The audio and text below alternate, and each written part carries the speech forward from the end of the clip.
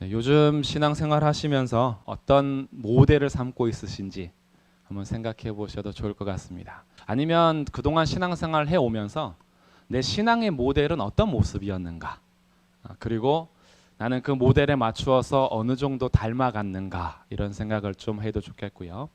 그리고 이제는 부모 세대로서 또 우리 다음 세대들을 바라볼 때에 나는 다음 세대들 자녀들 또한 우리 관계하는 성도들 안에서 나는 어떤 본이 되고 있으며 영향을 끼치고 살아가고 있는가 이런 생각을 하면서 오늘 말씀 함께 나누면 좋겠습니다.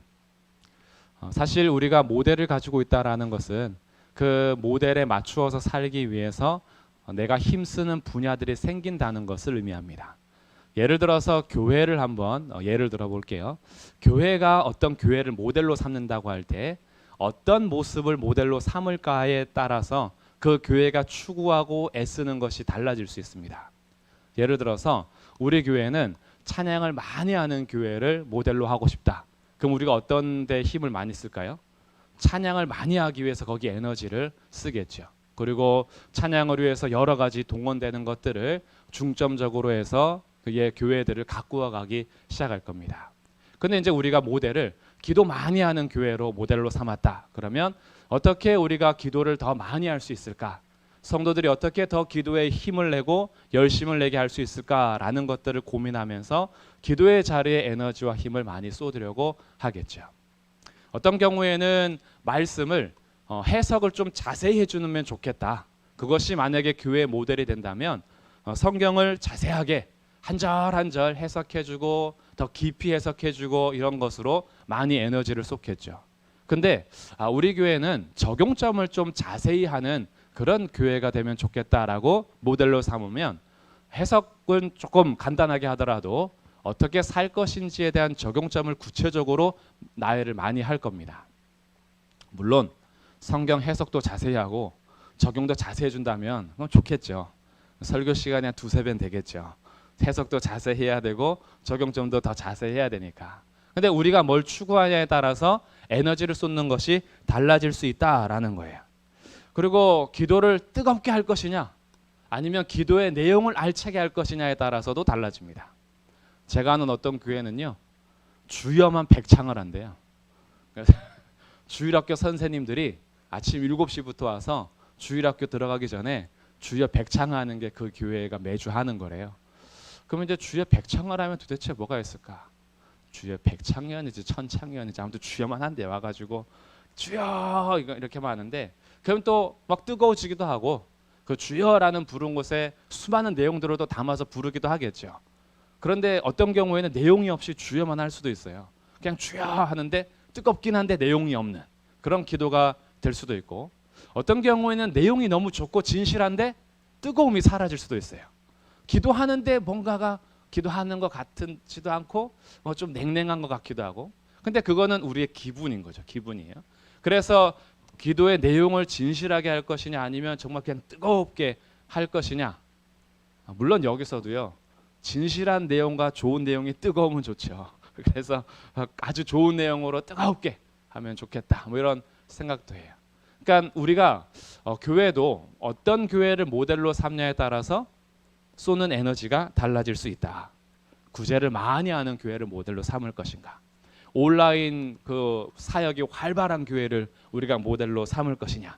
아니면 구역구역의 소그룹 모임이 활발한 그런 교회를 모델로 삼을 것이냐? 아니면 예배, 모임의 예배가 더 중점이 돼서 그런 예배 중심으로의 교회를 모델로 삼을 것이냐?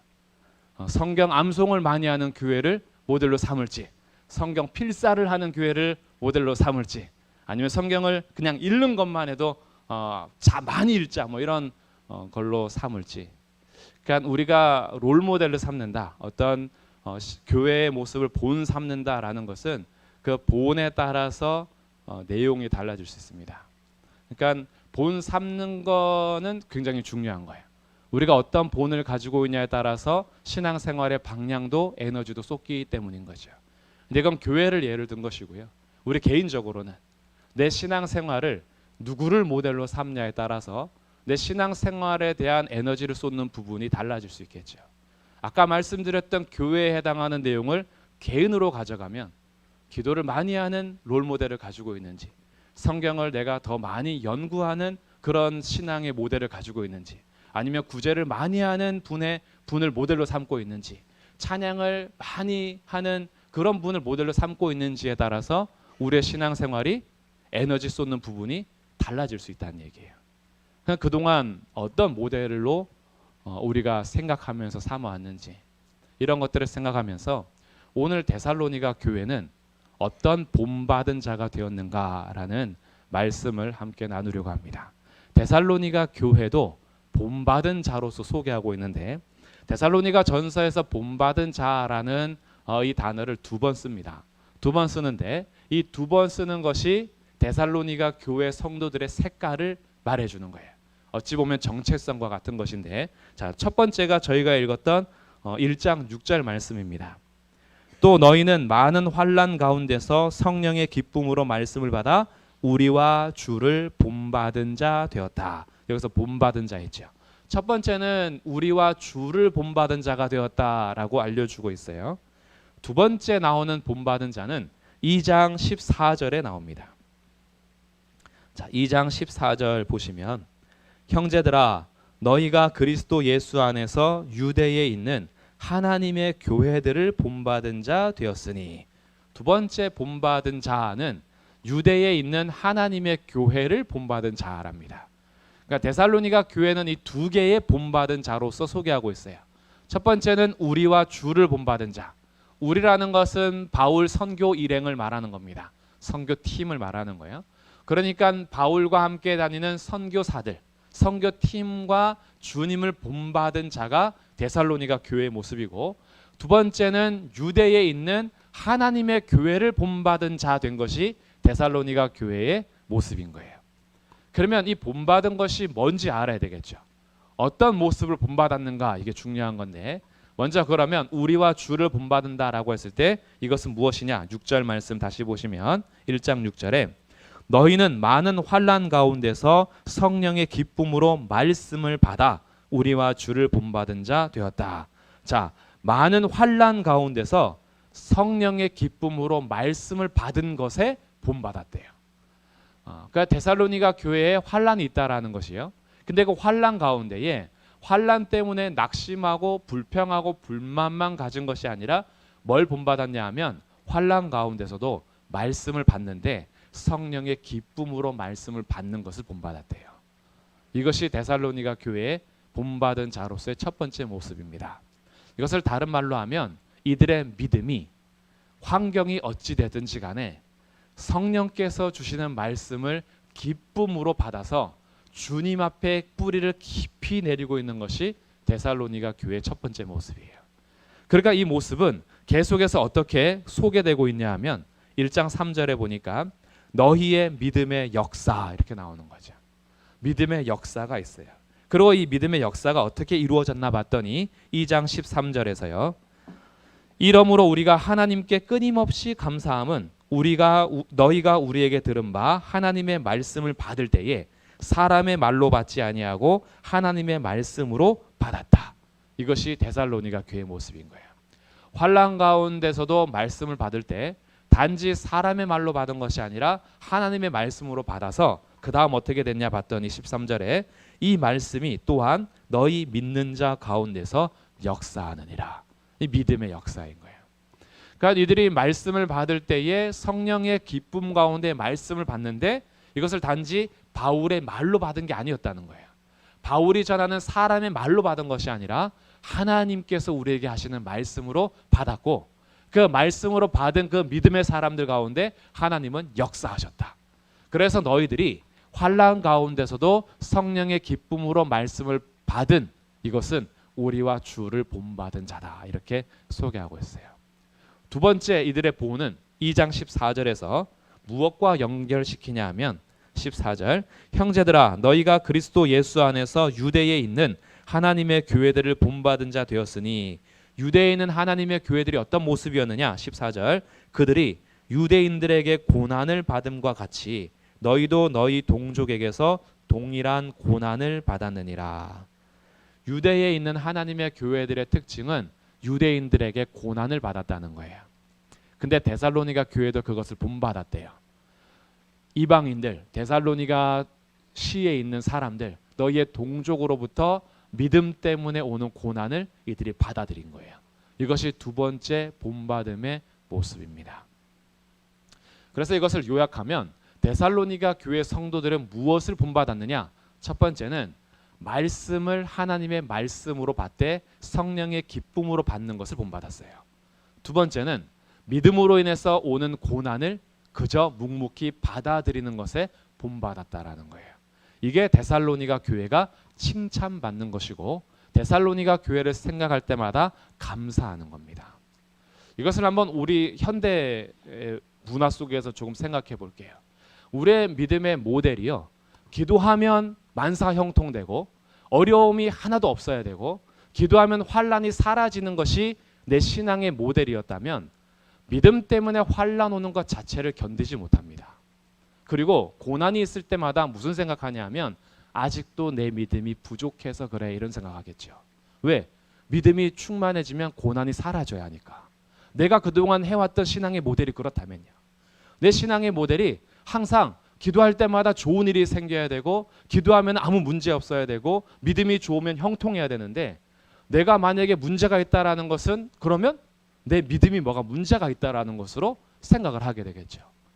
그러니까 우리가 신앙생활에서도 무엇을 모델로 삼냐가 정말 중요한 거예요. 그리고 환난 가운데서 성령으로 기쁨으로 말씀을 받는 것이 아니라 환난 가운데 그럼 어떻게 하겠어요? 불평과 불만과 늘 회개하는 것밖에 없어요. 힘들고 어려울 때는 불평할 때시고 돌아가야 돼 생각하면 회개만 하고 그 환난 가운데서 성령의 기쁨으로 말씀을 받는 준비가 안 되는 거예요. 그리고 고난이 오면은 그 고난을 그냥 받아들여야 하는데 고난 자체를 거부하는 것이 우리의 신앙생활이 되겠죠. 고난이 오면 못 견디는 거예요. 왜 믿음 때문에 고난이 와야 하지? 왜 믿음으로 살아야 되는데 이 고난이 나한테 왔지? 고난이 온 것 자체가 문제가 돼가지고 항상 뭐가 문제를 찾고자 하는데 가는 거예요. 고난을 받아들이면 안 되는 거죠. 근데 데살로니가 교회는 달랐어요. 데살로니가 교회는 두 가지를 본받았는데 환난이 있더라도 말씀을 성령의 기쁨으로 받는 것을 본받고 있었어요. 이런 본받은 자가 오늘 저와 여러분이 되기를 주님의 이름으로 축복합니다. 그리고 이런 분들을 모델로 삼으셔야 돼요.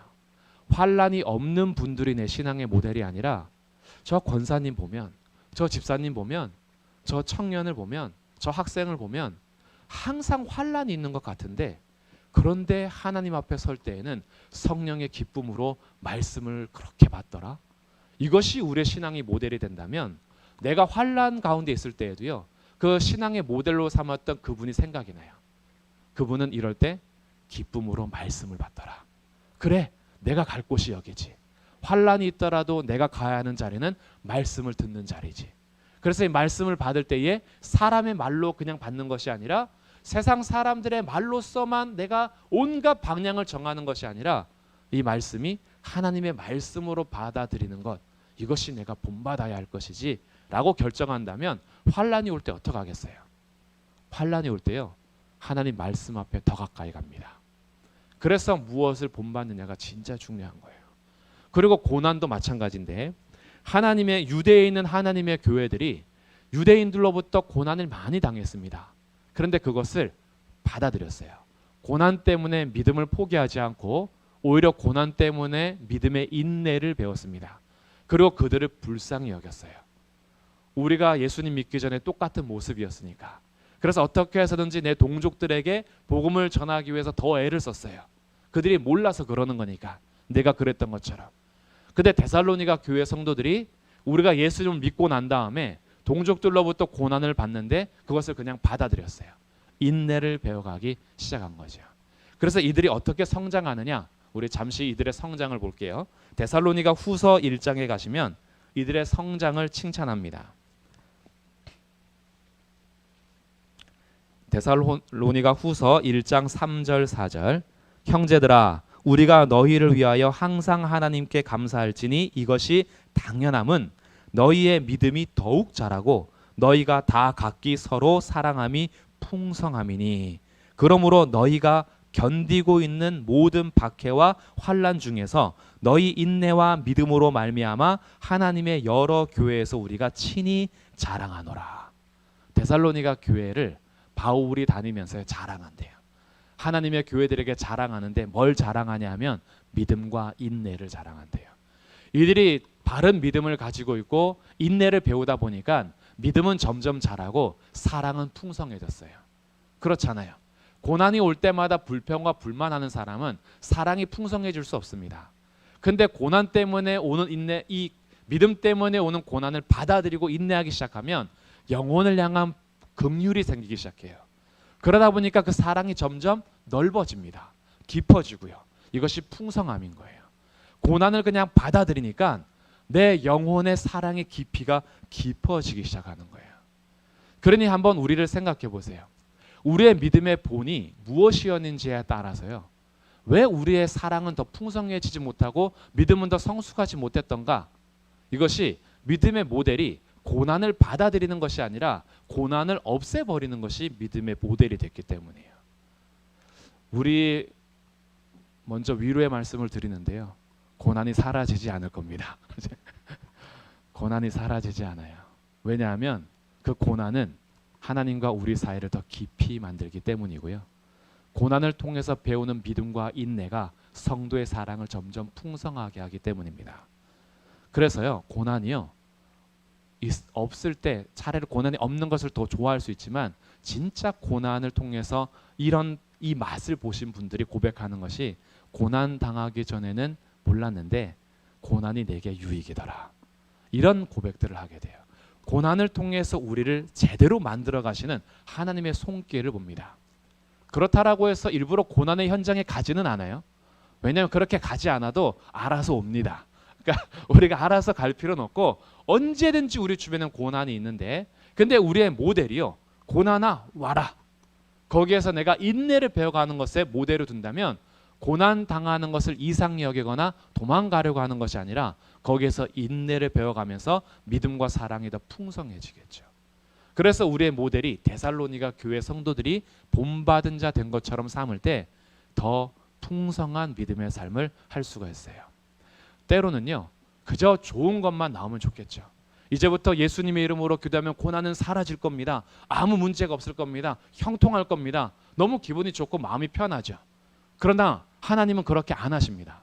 하나님은 우리의 현장에서 고난 때문에 더 기도하게 하시고, 그리고 그 아픔 때문에 더 매달리게 하시고, 그래서 성도들 간의 관계가 더 깊어지게 하시는 것이 하나님의 방법이기 때문에 우리를 그냥요 편안하게만 그렇게 살게 하지 않으십니다. 근데 그것이 하나님의 사랑 안에서 피할 길도 주시고 감당할 능력도 주시면서 주님께 사세요. 나보고 알아서 혼자 너의 힘으로 견뎌라 하지 않으시고 주님이 그 고난 가운데 늘 함께 하십니다.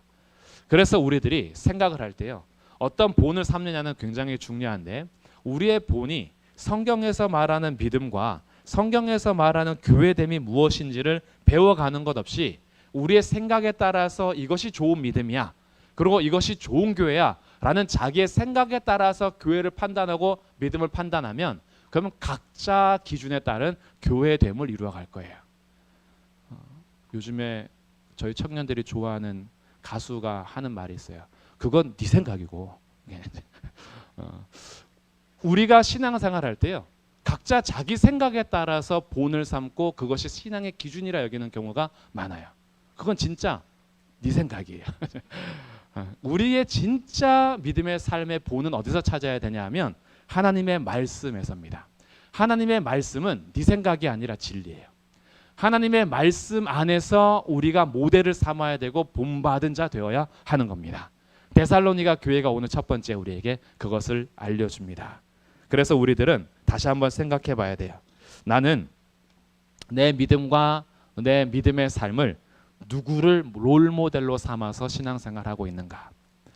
그냥 기도해서 부귀영화를 누리고 고난이 사라지고 아무 문제 없어지고 자신의 목적을 성취해가는 그것이 멋져 보이는 신앙생활로 여겼는가? 그렇다면 우리는 항상 그것만 추구하며 신앙생활을 할 겁니다. 환난 중에 말씀을 기쁨으로 받을 수가 없어요. 고난 가운데 인내를 배울 수가 없습니다. 그러나 오늘 이 두 가지, 데살로니가 교회가 본받았던 두 가지는 환난 가운데서도 성령의 기쁨으로 말씀을 받는 것이었고, 고난을 받아들이면서 믿음의 인내를 배우는 것이 데살로니가 교회를 통해서 오늘 우리에게 알려주는 본받은 자라는 롤 모델입니다.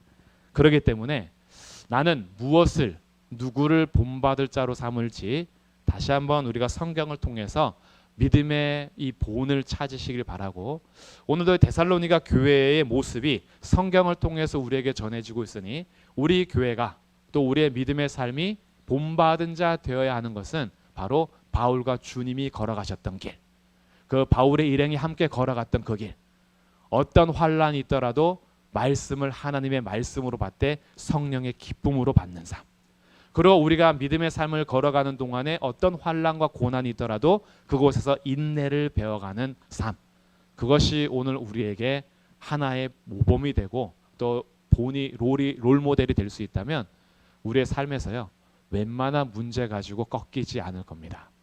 그 문제에 맞설 수 있는 힘과 용기를 얻게 될 거예요. 왜냐하면 주님이 가신 길이기 때문에, 그리고 주님의 백성들이 걸어간 길이기 때문에 내가 걸어가는 길도 담대히 걸어갈 수 있게 될 것입니다. 또한 반대로 나는 다른 사람에게 어떤 믿음의 본을 보이고 있는가, 이것도 중요하겠죠. 내가 항상 가르치는 믿음이, 내가 본을 보이고자 했던 내 모습이 항상 기도하면 무조건 형통하고, 물론 이게 말에 오해가 좀 있네요. 기도하면 형통합니다. 기도하면 형통한데 우리가 생각하는 내 욕심과 내 모든 목적이 이루어진 형통이 아니라 주님의 뜻이 기도하는 자에게 반드시 이루어질 것이고, 그리고 그 형통은 우리가 생각하는 것과 혹시 다르더라도 가장 선하고 지혜로운 형통이 됩니다. 그러니까 이 형통에 대해서는 확실한데, 우리가 생각하는 자신의 목적을 이루는 것으로서만 신앙생활을 하는 것으로 다음 세대들에게 가르치고, 또한 내가 그렇게 모델이 되어서 고난이 오거나 환난이 오면은 너 믿음 생활 잘못해서 그래, 너 기도 안 해서 그래, 항상 이런 본이 되진 않았는가? 나는 어떤 본이 되고 있는가? 너에게 환난이 있구나, 너에게 고난이 있구나. 그럴 때 하나님의 말씀을 기쁨으로 더 받는 삶이 되면 좋겠다. 그 환난이 너를 하나님 앞에 더 가까이 가게 할 것이야. 환난이 결코 무익한 것이 아니라 그것이 유익한 삶이 될 거다라고, 오히려 그 환난을 같이 아파하면서 기도해 주는 본이 되고 있는가. 고난 가운데서 하나님께서 어떻게 인내를 배워가게 하실지 그것을 내가 전수해 주는 믿음의 본이 되고 있는가라고 생각해 봐야 됩니다. 나는 혹시 환난이 오면 금방 불평하고 불만하고 항상 내 목적대로만 살기 위해서 소리를 높이는 모습을 보이는 본은 아니었는지 라고 생각하면서, 오늘 이 데살로니가 교회가 본받은 자 된 두 가지 모델을 삼아서 우리의 신앙생활도 성경의 뿌리를 내려 무엇을 본받으며 살아가야 할지 확실하게 길을 정함으로 우리의 본이요 환난 가운데서도 말씀을 성령의 기쁨으로 받되 사람의 말로가 아니라 하나님의 말씀으로 받으셔서 믿는 자 속에서 역사하시는 삶이 되기를 주님의 이름으로 축복합니다. 또한 두 번째, 고난이 올 때에 받아들이셔서 고난 가운데 인내를 배우심으로 믿음의 성장과 사랑의 풍성함이 있는 그런 믿음의 교회요, 그런 삶이 되시기를 주님의 이름으로 축복합니다. 아멘.